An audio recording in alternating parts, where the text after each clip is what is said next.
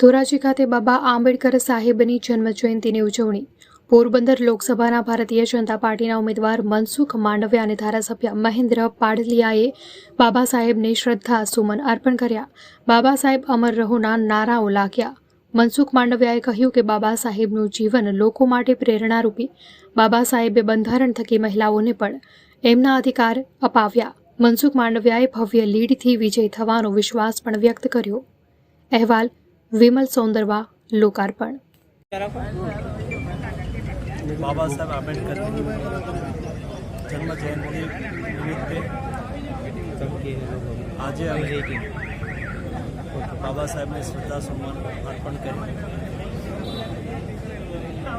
વ્યક્તિ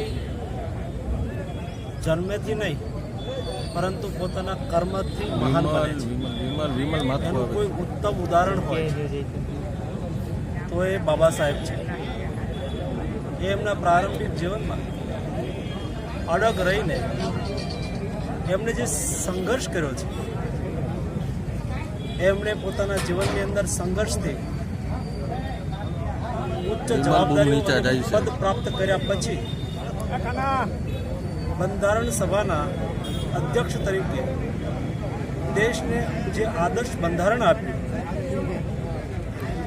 જેમાં આપણી વર્ષો જૂની યા તો વર્ષો સુધી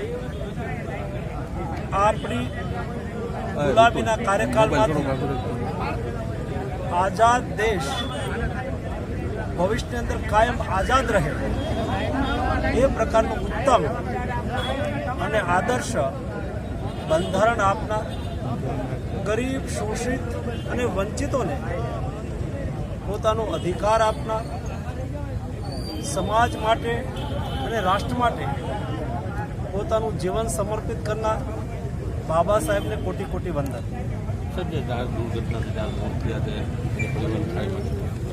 ધન્યવાદ.